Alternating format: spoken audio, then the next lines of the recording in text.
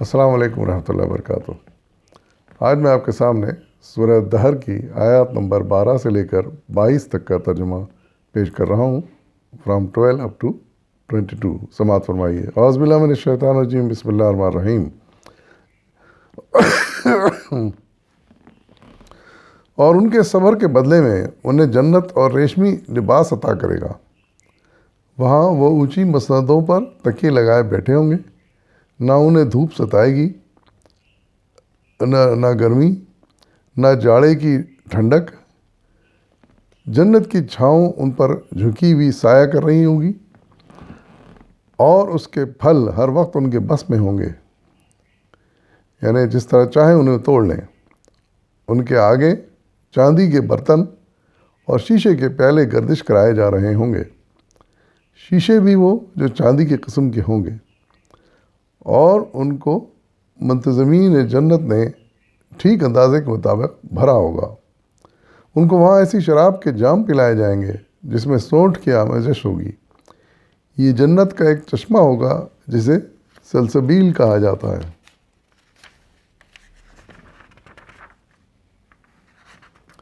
ان کی خدمت کے لیے ایسے لڑکے دوڑتے پھر رہے ہوں گے جو ہمیشہ لڑکے ہی رہیں گے۔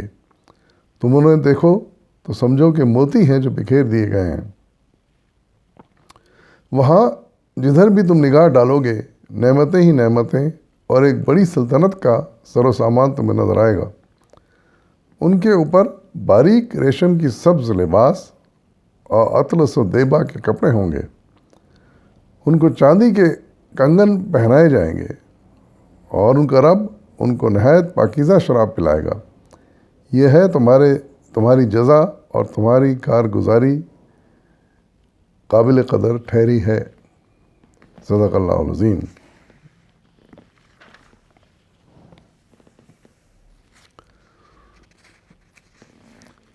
یہ پچھلی آیتوں کے تسلسل میں ہے۔ جیسے پچھلی آیت میں بتایا گیا تھا کہ منکرین اور کافرین مشرکین کے لیے سخت سزا ہوگی، اور پھر ان کا ذکر آیا تھا نیک لوگوں کا کہ اللہ تعالیٰ انہیں قیامت کے دن کی شر سے بچا لے گا، اور پھر انہیں تازگی اور سرور بخشے گا۔ اب یہاں مزید جنت کی نعمتوں کا ذکر کیا جا رہا ہے، اور ایسی ایسی باتیں بتائی جا رہی ہیں کہ جن کے تصور سے انسان نہال ہو جاتا ہے، اور اپنی جو حق کے لیے جدوجہد اور کوشش ہے اور صبر ثبات ہے، اس پر اسے فخر ہونے لگتا ہے کہ اگر ہم آج تھوڑا سا صبر اور برداشت سے کام لے لیں ہم، تو ہمیں کتنی بڑی بڑی نعمتیں ملیں گی، اور وہ ایسی ہوں گی جو ہمیشہ کی ہوں گی۔ تو ارشاد فرمایا جا رہا ہے ان کے صبر کے بدلے میں انہیں جنت میں ریشمی لباس ملے گا، یعنی وہ ریشم جو یہاں پہننا پسند نہیں کیا گیا دنیا میں مردوں کے لیے خاص طور سے، تو وہ وہاں پر جنتیوں کو خدا جانے کیسے اعلیٰ درجے کا ریشم ہوگا، اس کا لباس ہمیں ملے گا۔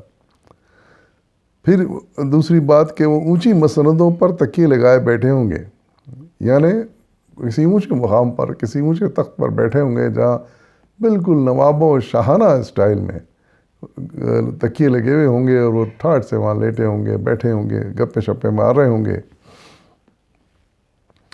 اور موسم کا یہ حال ہوگا کہ نہ انہیں گرمی ستائے گی، دھوپ ستائے گی، نہ وہاں ایسا جاڑا ہوگا کہ جس کی ٹھنڈک ان کے لیے تکلیف دہ ہو، اور جنت کی چھاؤں ان پر جھکی ہوئی سایہ کر رہی ہوگی۔ اندازہ کر لیں، اپنا دھوپ نہ گرمی، بلکہ الٹے جنت کی چھاؤں، جنت میں جو بادل ہوں گے غالباً ان کی چھاؤں ان کو سایہ کی ہوگی، یعنی نہایت بہترین موسم، خوش دل موسم۔ اور پھر نہ صرف یہ کہ وہاں آرام سے بیٹھے ہوں گے، بلکہ ان کو پھل بھی میسر ہوں گے، یعنی بہترین قسم کے جنت کے پھل میسر ہوں گے، اور وہ بھی انہیں کچھ بھاگ دوڑ کر کے لانے نہیں ہوں گے یا کہیں سے توڑنے نہیں ہوں گے، وہ سامنے جھک کے آ جائیں گے۔ سے وہ خواہش کریں گے یہ پھل کھانا ہے تو اس کا پیڑ سامنے جھک جائے گا، وہاں پیڑ تو ہوں گے ہی، پھل سب لٹک رہے ہوں گے، جس پھل کی خواہش ہوگی وہ ان کے سامنے آ جائے گا، وہ ہاتھ بڑھائیں اور توڑ لیں اور کھائیں۔ پھر ایک اور شان کہ ان کے آگے چاندی کے برتن اور شیشے کے پیالے گردش کرائے جا رہے ہوں گے. یعنی اندازہ لگائیے آپ کے یہ شاہانہ اسٹائل ہوگا. یہ صرف شاہوں کا کام ہے. عام لوگ تو شیشے کے مٹی کے برتنوں میں کھاتے پیتے ہیں دنیا میں، لیکن سوائے شاہ لوگوں کے یا سربراہان مملکت کے. لیکن یہ نعمت جو ہوگی وہ عام لوگوں کو میسر ہوگی جو کہ نیک ہوں گے، جنت پہ پہنچ جائیں گے. ان کو چاندی، ایک اور پچھلی آیت میں آیا، سونے کے برتن میں کھانا پینا پیش کیا جائے گا.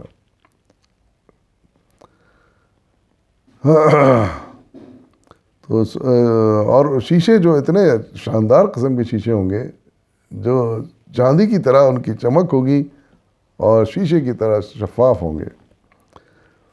اور پھر مزے کی بات یہ ہے کہ جو منتظمین ہیں جنت کے، جو خدام ہیں، وہ ان کو اندازے سے ٹھیک بھریں گے. مطلب وہ اچھی طرح جانتے ہوں گے کہ کس کی کتنی ضرورت طلب ہے، اس کو کہ وہ کتنا پیتا ہے، اسی حساب سے وہ جام بھر کے، پیالے بھر کے دیے جائیں گے ان کو. پھر ایک بات پر اشارہ فرمایا جا رہی کہ وہاں ان کو ایسی شراب کے جام پلائے جائیں گے جس میں سونٹ کی آمیزش ہوگی. جیسے زنجبیلا کہا گیا ہے، سونٹ کی آمیزش والی شراب اہل عرب میں سنا کہ بہت مقبول ہے. یہاں مولانا نے اپنی حاشی میں بھی لکھا ہے کہ اہل عرب چونکہ شراب کے ساتھ سونٹ ملے ہوئے پانی کی آمیزش کو پسند کرتے ہیں، اس لیے فرمایا گیا وہاں ان کو وہ شراب پلائی جائے گی جو سونٹ کی آمیزش جس میں ہوگی. مگر اس آمیزش کی صورت یہ نہ ہوگی کہ اس کے اندر سونٹ ملا کر پانی ڈالا جائے، بلکہ ایک قدرتی چشمہ ہوگا اور اس چشمے کا نام سلسبیل ہوگا. یعنی پہلے کافور کی شراب کا ذکر آیا، اب سونٹ کی شراب ہے، اور بھی نہ جانے کیسی بہترین اعلیٰ قسم کی شراب ہوں گی جو جنتیوں کو دی جائیں گی. لیکن یہ ہر وقت ذہن میں رہے کہ کوئی بھی شراب جنت کی ہو ویسی نہیں ہوگی جس میں نشہ آ جائے اور انسان آپے سے باہر ہو جائے اور بیہودہ حرکتیں کرنے لگے، دماغ قابو میں نہ رہے. ایسی نہیں ہوگی، لیکن سرور و خوشی اور مزہ ضرور حاصل ہوگا. پھر ارشاد فرمایا جا رہا ہے کہ ان کی خدمت کے لیے ایسے لڑکے دوڑتے پھر رہے ہوں گے جو ہمیشہ لڑکے رہیں گے. یعنی خدمت کے لیے وہاں پر بچے ہوں گے جو ہمیشہ ایک ہی عمر میں رہیں گے، اور وہ اتنے خوبصورت اور معصوم اور پیارے بچے ہوں گے جو لگے گا کہ موتی بکھیر دیے گئے ہیں. ان بچوں کے بارے میں مولانا نے یہاں پر اس آیت میں تو تشریح میں نہیں لکھا، لیکن سورہ واقعہ میں یہی آیت آئی، آیت نمبر 17 میں آئی ہے، یہی بات کہی گئی ہے کہ وہاں بچے خدام ہوں گے جنتیوں کے. تو ان کے بارے میں وہاں انہوں نے اپنے حاشیہ نمبر 9 میں اس کی تفصیل بیان کی ہے. اس سے مراد ایسے لڑکے ہیں جو لڑکے ہی رہیں گے، یعنی عمر کی ان کی ٹھہری رہے گی. حضرت علی اور حضرت حسن بصری فرماتے ہیں کہ یہ اہل دنیا کے وہ بچے ہوں گے جو بالغ نہ ہوئے، بالغ ہونے سے پہلے ہی مر گئے تھے. یعنی ظاہر ہے کہ دنیا میں ایسا ہوتا ہے کہ بچے بڑے نہیں ہونے پاتے، بلوغت کی عمر کو نہیں پہنچتے اور انتقال پر کر جاتے ہیں، بیمار ہو جاتے ہیں حادثے میں. تو یہ بچے سیدھے جنت میں جائیں گے اور ان کا بہترین کام وہ ہوگا کہ وہ اہل جنت کی خدمت کریں. اور یہ اس لیے بھی جنت میں جائیں گے کہ نہ ان کی کچھ بغیر حساب کتاب کے جنت میں جائیں گے، کیونکہ انہوں نے نہ کوئی نیکی کی ہوگی نہ برائی کی ہوگی، تو یہ سیدھے جنت میں چلے آئیں گے. اور ان میں وہ بچے بھی ہوں گے جو مشرکین، کفار اور خطا کاروں کے بچے بھی ہوں گے.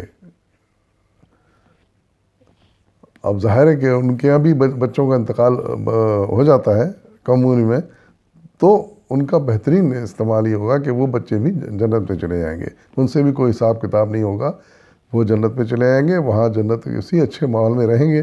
ایک کام صرف وہ یہ کریں گے، اللہ تعالیٰ نے لگا دیا ہوگا کہ بھئی جنتی خدمت کرو، تو وہ یہ کام بحسنوں کو بھی انجام دیں گے. جبکہ ان کے والدین ظاہر ہے اپنے کفر اور ناشکری کی وجہ سے، شرک کی وجہ سے وہ دوزخ میں جائیں گے، لیکن بچے ان کے جنت میں جائیں گے.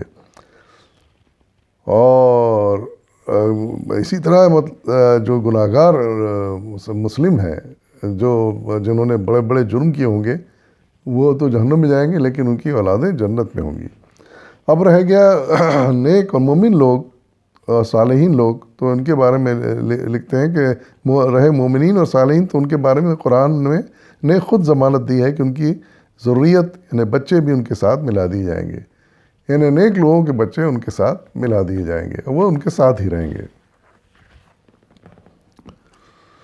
پھر آگے ارشاد فرمایا جا رہا ہے کہ وہاں جدھر بھی تم نگاہ ڈالو گے نعمتیں ہی نعمتیں، اور ایک بڑی سلطنت کا سر و سامان تمہیں نظر آئے گا. ان کے اوپر باریک ریشم کے سبز لباس اور اطلس و دیبا کے کپڑے ہوں گے، ان کو چاندی کے کنگن پہنائے جائیں گے، اور ان کا رب ان کو نہایت پاکیزہ شراب پلائے گا. یہ ہے تمہاری جزا اور تمہاری کارگزاری قابل قدر ٹھہری ہے. اندازہ لگائیے آپ کہ اہل جنت وہاں پر ایسے رہیں گے جیسے کسی بہت بڑے سلطنت کے مالک ہوں، حکمران ہوں، مالک ہوں.